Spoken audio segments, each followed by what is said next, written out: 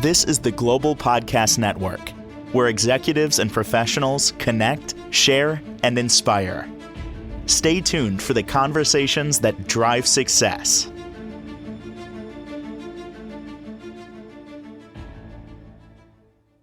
Hey, welcome back, everybody. If you have made the decision to send your child to a private school, maybe even just thinking about it, you probably have figured out there's a lot that goes into that. Vetting out the school, doing your research, applying. There's also the interview process and so much more. You may be hearing this and thinking, I didn't even know there was an interview process. There's a lot going on there. That's why you need some help with that. I found her. She's an educational consultant. We're going to dig into the top three mistakes that families make when going through the private school application process with Erin Gevertz, who joins us once again on the program. How are you doing today? Hey, Steve. I'm doing great. Thanks for having me. Oh, good to have you back here. You have a niche that I don't know anybody, I don't know who I would call for help in this process, short of maybe somebody who has already sent their child to private school. And I don't even know if they would give me all the details. By the way, if anybody's got a question, 631-319-6275. So why don't we dig in? Mistake number one that most families make when going through the application process. Yeah, thank you. Yeah, so I think the biggest thing is the deadlines and making sure that families start on time. I call my job, it's seasonal, there's a cycle to it. And while some schools will accept late applications and whatnot, it definitely looks better for everyone when you're turning things in on time and meeting the deadlines requested by the schools. So typically that looks like starting the summer before, and maybe with some online research. And then in the fall, like right now, you'd be going to events and working on your applications. And depending on where you live across the country, application deadlines vary. So some are in anywhere from November through January, typically. So the deadline seems like it's the most important thing. Just make sure that's on your radar because Mhm. obviously it's there for a reason. But if you're not mindful of that, even if you're a week late, it doesn't look good. That's what it sounds like. That's true. Yeah, it doesn't look good. You're not setting your kid up to have the most, options as far as potentially getting in. The other deadline for families to note is that one of the financial aid deadlines. So if you're applying for tuition assistance or financial aid, depending on how the school calls it, you want to make sure those documents and that application is submitted on time too. Hmm. What about mistake number two that we make?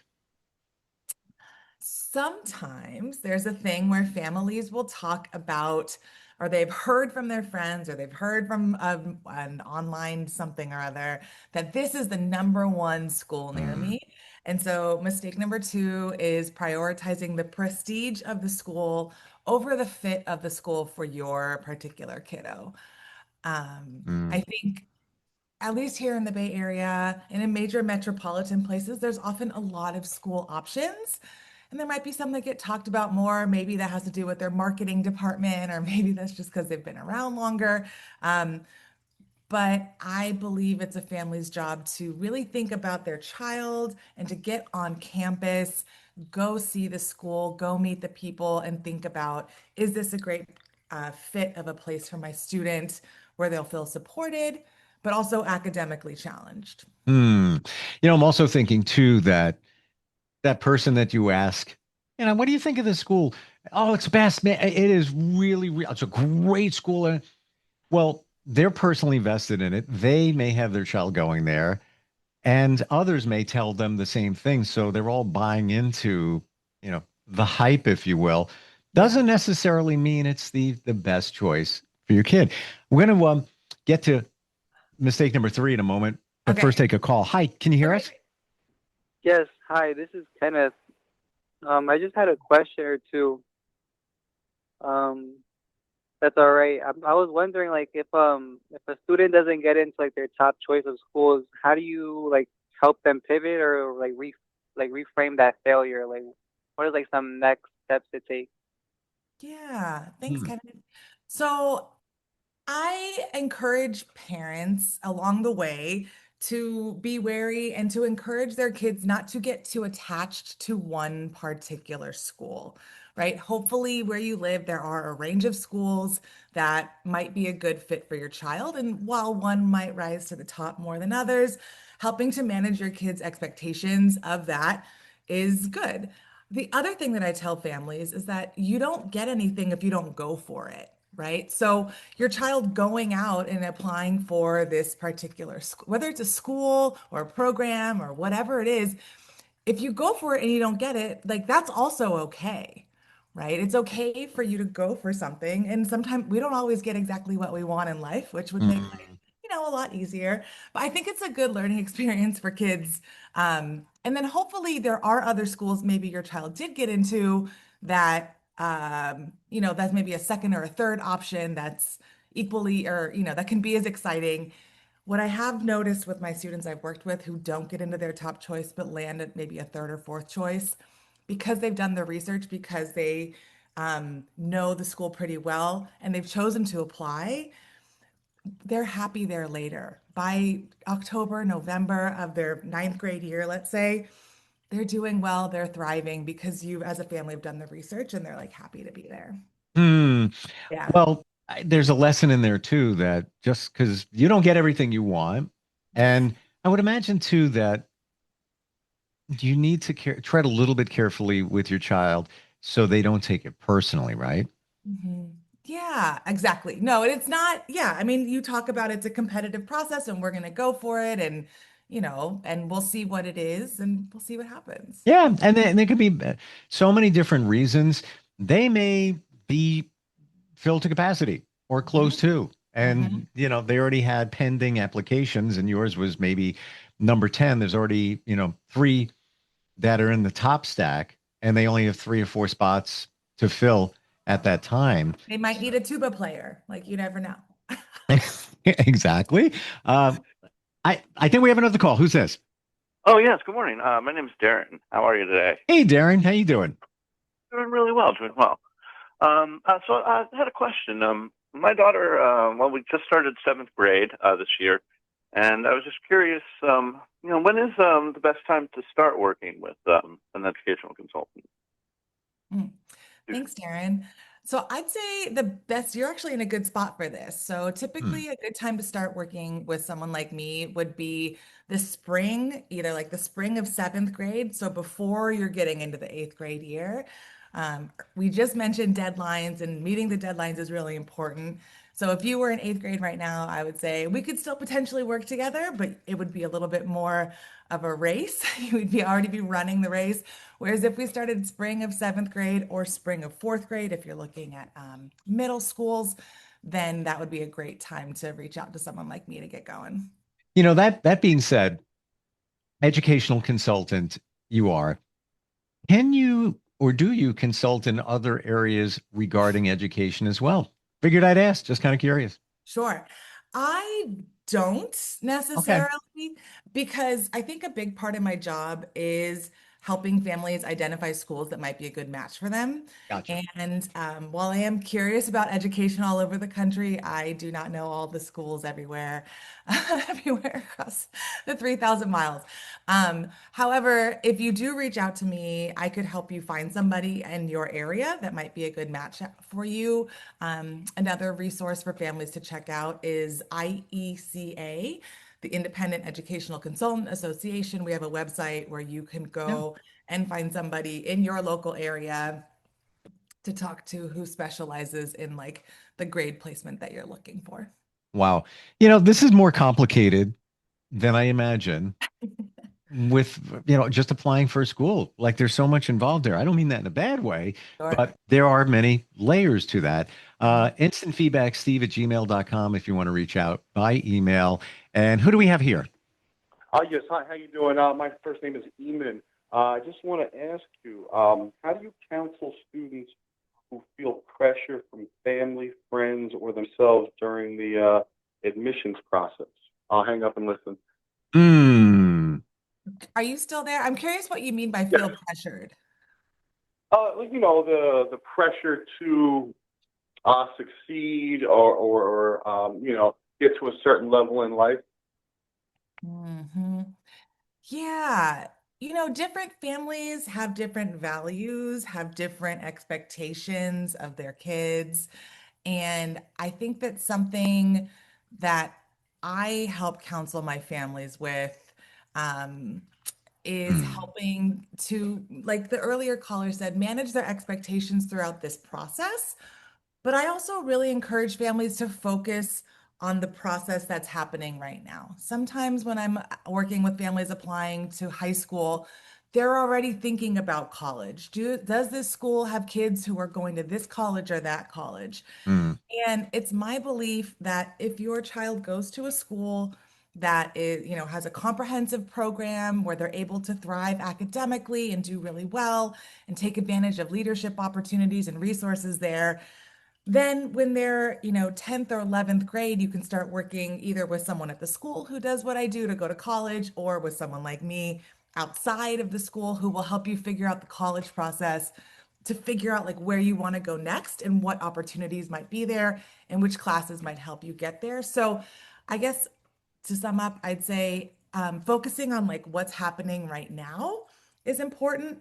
And hopefully reminding your child to like have fun. Hopefully they're able to find activities that they find fun. I know there are some really highly motivated kids out there who push themselves in different areas much harder than I pushed myself when I was a child. I Hmm. have kids who are, competitive synchronized swimmers, or really, they play different things at high levels, musical instruments. And if that's the case, then it's important too that you're asking schools, if they're involved in something outside of school, that you're asking the high schools, can my child still participate in this thing outside of school, even if they come to your school? Some schools are more adaptive to that. Some schools are less adaptive to that. So it's important to be honest with the school, because they can help you if your kiddo is doing something like along those lines. Yeah, I think of it too, where on a child, considerable amount of pressure. Yeah. We've made the family decision that we're going to go to a private school for a reason. There are many different reasons, but now that's on your child to do well. We don't know what's going to happen. We assume, with all the research, your help and everything, it's the perfect fit, but you never know what's going to happen, Mhm. and I think that needs to be, in the back of your mind. Well, we'll see. You could go to a public school and it not be the right fit. Yeah. I do think too, when you're researching schools, if you have a child who has like perfectionist tendencies, or really is going to stay up super late at night to make sure everything is done and perfect, I would ask, sometimes schools have policies around that. So we only Mm. want you to work on this homework assignment for 30 minutes. And even if you're not done, that's all you're going to do for the night. And so helping kids, because they're still kids, right? Helping kids learn how to manage work, challenging workloads with extracurriculars. A lot of schools, I would also ask about, do they have time during the schedule for kids to do homework? Are there counselors on site? Is there an advisory or some Mm. sort of thing where kids are getting known and being checked in on? Not just academically, but also for their like mental well-being. Um, because we want them to do well academically, but also also have a nice time in high school. Yeah, it's gotta be fun, like you said before. There's pressure. There's pressure. Um, Raquel checks in from Hamden, Connecticut, and she says, how much should I involve my child in the process in finding a private school? My daughter is 11, by the way. Great. I think so 11, I'm assuming you're applying to middle school. And so I think it's good to get your kid somewhat involved in the process. There, you know, there's a range of parenting styles out there. I've worked with parents who give their 11-year-old all of the decision-making process, which I think honestly sounds very stressful as an 11-year-old. Um, and then there's parents who do everything and then they tell their kids you're going to go here. So I think somewhere in the middle, and your child. So typically the way applying for middle schools works, the parent or guardian will go visit first, see the school, see the environment, see if you think it's a nice fit, and then the school will have an activity day or something for the kids to go see the school, see how they feel there. So that is I like that order of operations.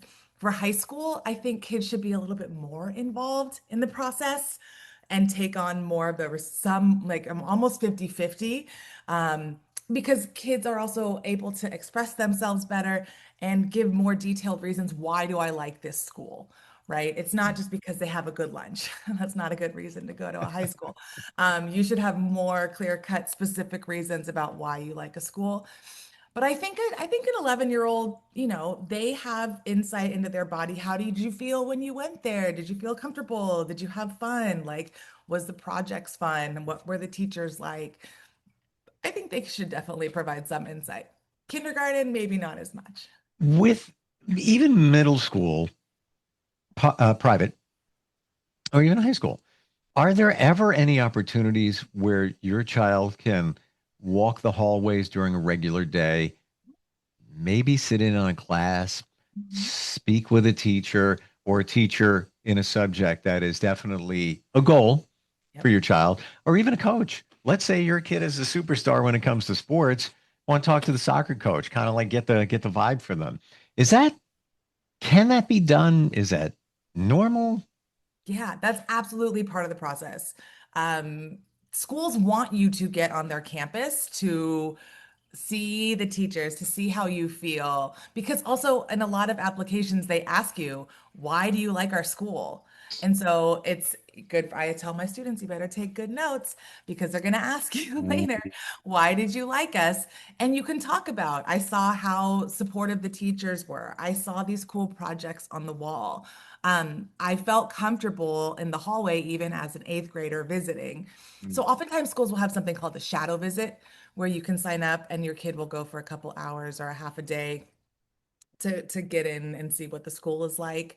Um, and Mm. for middle school, it looks like an activity day. Sometimes there's a shadow visit for middle school, and sometimes there's a group activity day where teachers will get a bunch of candidates together and they'll do some fun activities just to see how the kids interact and what the kids will get to see what kinds of projects the school does. Yeah, I mean, to your point, um, take notes. I know, duh, but I didn't even think of that because you not just for your own information, but Mhm. they're going to ask questions, and that's all part of the process. Yep. Top three mistakes families make when going through the private school application process. We said number one, starting late. Number two, prioritizing prestige over fit. Don't buy into the hype. Process it properly. Number three, what would that be? Yeah, well, perfect segue because you said take notes. And number three is like mishandling the interviews and the essays. So I think using those notes that you've taken, both adults and kids, those are huge points in especially in the essays that you're writing. High schools are going to ask you, children and adults, why do you like our school? And so when you're able to say, this is what I saw on my visit, this is how I felt on my visit, those points matter to make to the school. I think sometimes I do counsel my families. Sometimes there are generalities across private schools that, select sentences you could take from different essays to apply to other essays, but you obviously want to make sure that it's also customized to a particular school. Um, and you're not mentioning, X school when you're applying to Y school. Don't do that. That's a silly Ooh. mistake. Yeah. Yeah, Um, I want to check you guys out because we did apply to the Apex private school, on the other side of town. What do you guys got? No. Yeah, yeah, don't do that. Um, I think sometimes there's like weak or generic essays. So we talked in our last call about parent statements and giving anecdotes to help like bring your kiddo to life. Mm. So I think that really helps your application stand out. That helps your kid come to life on behalf of what you're sharing, and then plus all the rest of the application. Sometimes, like what the caller was just asking, helping kids manage their expectations. Sometimes parents want to practice or rehearse with their kids for like interviews. And it's like drill and drill and drill and drill. And no, don't say that. Yes, say this. Don't say that. And that's really stressful for a 13-year-old.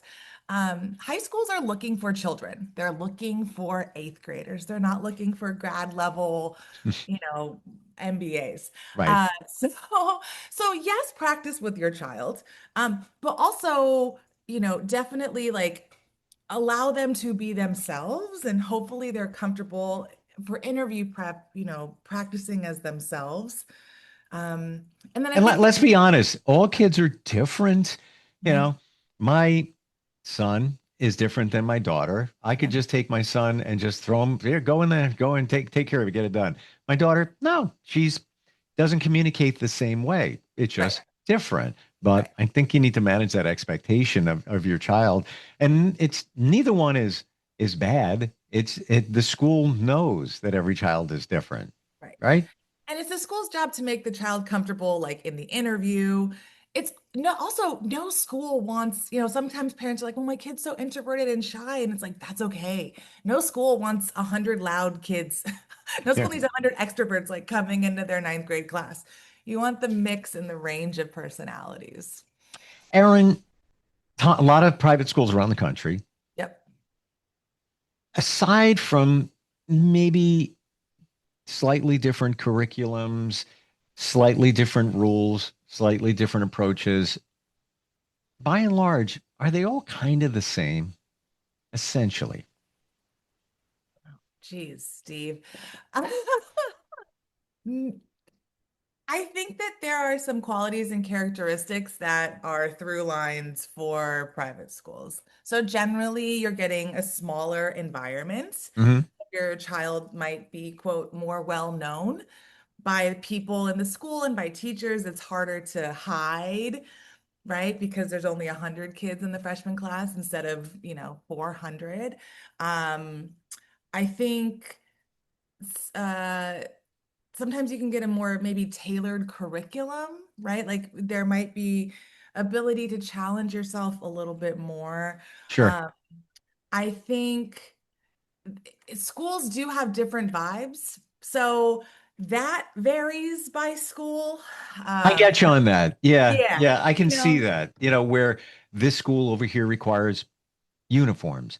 Maybe this one doesn't. yeah, There's, depending on the town that it's in, yep, there's yep, some, you know, economic different areas, and sure. that there may be expectations of the way we act and dress and things like that. And that's there, if you align with that, then your kid's going to that school. But Yes. yeah, so I see it. Yeah. Yeah, yeah, but I think there might be similarities across the board, but no, each private school is its own universe. Mm, And because the thing about being an independent school is, in order to be a school and be an accredited school, you are meeting the state standards of education, but you're going about it in a different way. You're not necessarily following a state yep. given guided curriculum. You have your Got it. own, yeah, Well, yeah, there's why you need help. Because if this is not something, let me just go on, let me just Google this and then we'll just right. apply. And honey, it's going to be great. You're going to be going to the school. No, it's a process. There's a lot involved in that, even to the fact where you do mock interviews with the child. Hmm. M- In my opinion, the only way to do it, the parent is just not, it's not the same. I'm just saying, Not the same. No, you're not the very same. right. Yeah, kids tend to talk differently. 13, 14-year-olds especially are going to talk differently with someone like me versus their own parent. It's just Sure. the nature, it's just the nature of it all. Yep. Yeah. What do we do to find you? How does that all begin? Great. So my email is erin at eringevertz.com. That's also my website, eringevertz.com. We are currently promoting, speaking of interviews, a interview workshop coming up in Oh, October and November. And this is something that is available for you wherever you might live in the world. And if you're listening to this later, we hope to be having this happen yearly. So that's great. hmm. But yeah, eringevertz.com is my website. And yeah, as the caller called in, if you have a seventh grader and you're already thinking about next year, reach out to me in April, and we can get going for the next year. Yeah, don't wait. I would feel better nailing this down now, knowing that, this is our plan. This is where we're going to go. We vetted it out. We figured it out. Sure. ERIN, Erin Gevertz, GEVERTZ.com. Thank you for today. Thanks so much. Learned a lot. Love the idea about the workshops too. I didn't even think about that. Yeah. Yeah. Good stuff. I appreciate it. We'll catch up next time. All right. Bye-bye. Thanks. This is the Global Podcast Network, where executives and professionals connect, share, and inspire. Stay tuned for the conversations that drive success.